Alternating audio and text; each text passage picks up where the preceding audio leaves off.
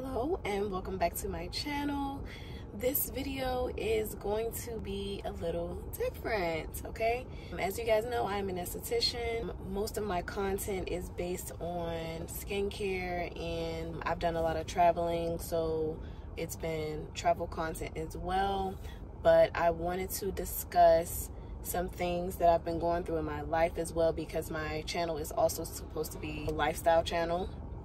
So I want to discuss some things that I've been through in my life, because I know that it will help somebody. I know somebody will watch this video one day and they will feel like, wow, I thought that, you know, I couldn't get through this, and I can. So I'm going to discuss this as I drive to my shop. So let me just start by saying that I am 31 years old and I am divorced, right? I made the decision to ask for a divorce after being married for a year, okay? And the decision was based off of things that I already saw before I was married, okay? I was with my ex-husband for 5 years, and I already knew how he was, but I thought it would change when we got married. So the first thing I'm going to say is, when you marry somebody, don't think, or before you marry someone, don't think that when you get married that they're going to change, or you're going to be able to change their personality, or something like that. And let me just say, because some people watching this may actually know who my ex-husband is, I don't badmouth anybody. I'm not badmouthing him. This is just to help people, male or female, to get through challenges after divorce, okay? So my purpose of this video is not to badmouth anybody. I just want to throw that out there. Anyway, so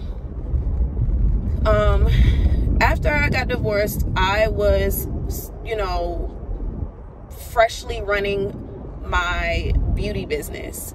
I started with makeup, and I transitioned into being an esthetician, and I transitioned into completely leaving my 9-to-5. So I've had a lot of different things going on at one time, and it seems as though from the outside looking in, people have always thought that my life was just peaches and cream, and just I'm this entrepreneur that is out here getting all this money, and it's just, you know, I don't have nothing going on. And that's, I feel like since we have social media at our fingertips, it's important to be very honest and transparent. And that's in all of my platforms, no matter what part of social media it is, whatever platform it is, I want to be honest, and I want to inspire people and give them the real, because it's a lot of fake shit going on, okay? But anyway, back to the story. So I was married back in 2016. We were married for a year before I decided to ask for a divorce. The only thing we had connected to us was a home, okay? Everything else, we didn't have no kids, nothing else that was like on paper that would cause any type of stress, okay? I wasn't very educated about selling homes and things of that nature, because if it was up to me, I would have done a short sale, and that's when they can quickly sell the home. You won't make a profit, but I think they sell the home for less than what is left over, or whatever's left over on the loan. So there were many options that we didn't know about when it was time to go ahead and divorce, and we only had the house between us that was connected to us. So with that, we decided to let me keep the home and continue living in it, and I would have tenants, okay? I had tenants for a while. The first tenant I had, first of all, was absolutely disgusting. You know what, I should post some pictures of her room. I still got pictures of the room.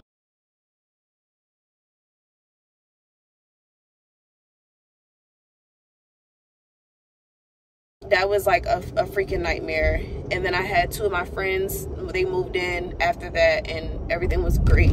and then they left. So then it was just me, and I decided to try to do things on my own, because the way that the house is set up, it's very uncomfortable living with strangers in close proximity. So it became a struggle for me, running a business and freshly just having my business, being an entrepreneur. I don't have any other streams of income except the ones that are related to skincare and beauty, and trying to deal with a home, a large home at that, 4 bedrooms, three baths on my own. So I became behind on payments. And also, let me say this, when we divorced, we had certain things, credit cards and things of that nature, that we had produced together. But I was just like, whatever, and I was just going to deal with all that stuff on my own. I will say this. If you're getting a divorce, if you feel like you may need alimony, ask for it. Okay? I was so hell-bent on not wanting his name to be in the system because, I'm sorry, y'all, Baltimore City in these streets, I didn't want his name to be in the system. To me, it was almost like child support. But look at me now, you know, having to go through what I went through financially. So basically, long story short, we had a lot of debt together that was not zeroed out before he left the home. So now I'm dealing with the home, and I'm dealing with old credit cards that we used together to move different apartments and stuff like that. A really high BGE bill that we had together. He did give me some money for that. And then there was a lot of other bills that we occurred together that I was just dealing with on my own. And you know, once you get into a financial hole, it's like it just gets worse and worse. So I decided, okay, well, let me file Chapter 13 bankruptcy. And so this is another thing. This is another thing, because this video is about bankruptcy as well. Don't ever let anyone tell you that bankruptcy is a bad thing. Don't let anyone ever tell you that you can't rebuild your credit or buy a home after filing bankruptcy, because that is not true. Okay?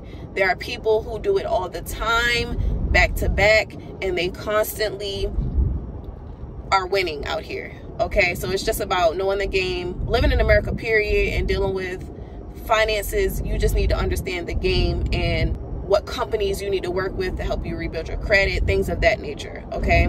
So I decided to file Chapter 13 probably 3 years. It was like 3 or 4 years after being divorced. Chapter 13 consolidates all your debt, and you still have a bill. So you have to pay bankruptcy. You have to pay the trustee every month, and you still have to continue to pay whatever bills that you have. So I still had to pay my mortgage. I still had to pay my car note. I still had to pay whatever. My car note was actually lower because of the bankruptcy. They allowed me to pay what the car was worth.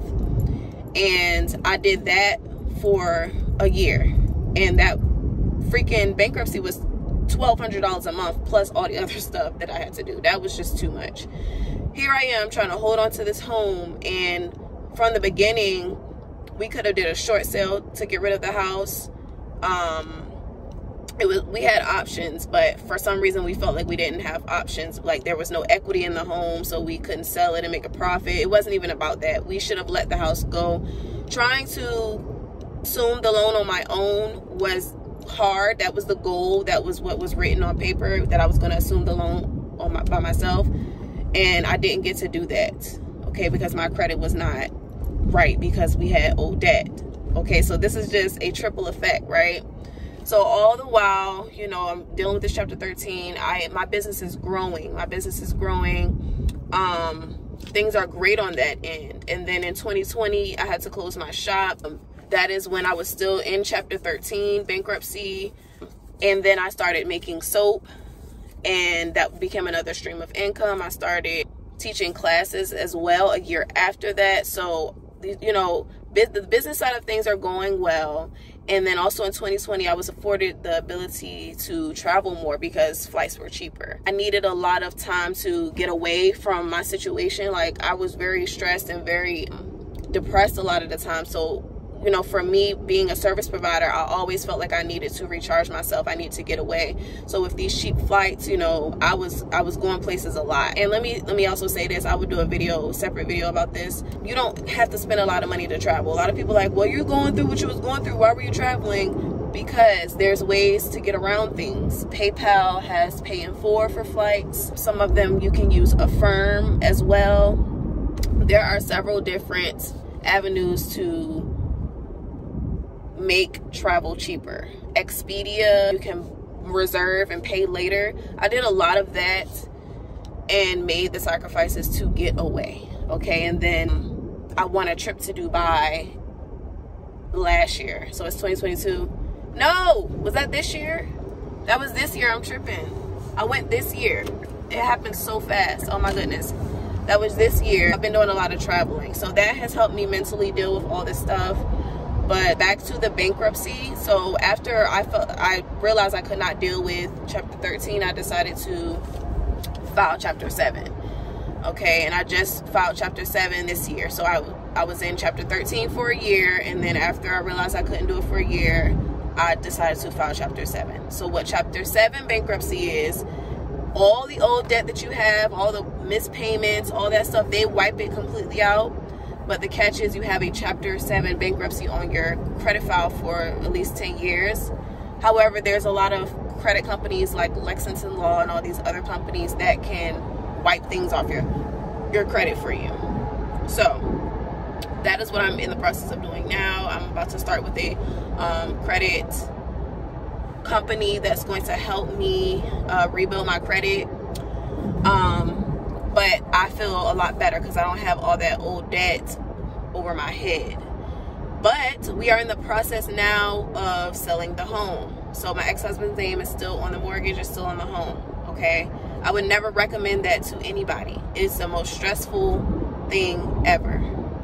Stressful, dealing with having to contact him about this and that, and you know, he wasn't helpful in any of this, and I didn't expect him to be because he didn't live in the house anymore. But now, you know, he wants half of this and whatever. So it's like it can get sticky, okay? So now I'm in the process of cleaning the house out and staging it so that photos can be taken. And this is in the midst of me trying to run my business. So I'm back and forth to my shop. My shop is 25 minutes from my house. Back and forth to my shop, and then every single day I'm just trying to get this house together. And I've let the house get so junky because I mentally I wasn't there. I never felt like it was my home. I never felt like I could decorate it the way I want. It never just felt like, it felt like I needed a fresh start.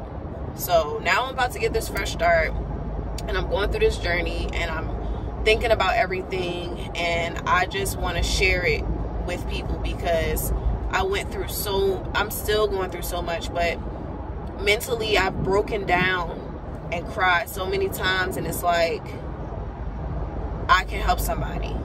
So know that, you know, you can file bankruptcy after divorce. I would recommend doing it immediately. Hell, if you got a lot of different things that need to be paid, and you see yourself being in a lot of debt, I would recommend bankruptcy for sure, or some type of debt consolidation.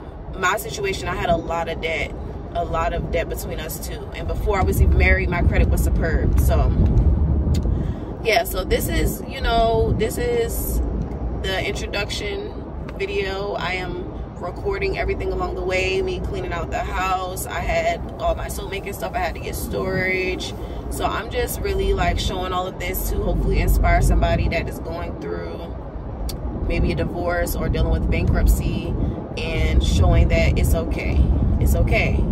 My goal is to sell the home, and the profits from the home will allow me to have a fresh start. And when I have that fresh start, it's just gonna be like, look, after all of this, look what can happen. So I just want to say, have faith, be strong, and it's okay to start over after divorce, okay? So I will talk to you guys later. This is the first video of the journey.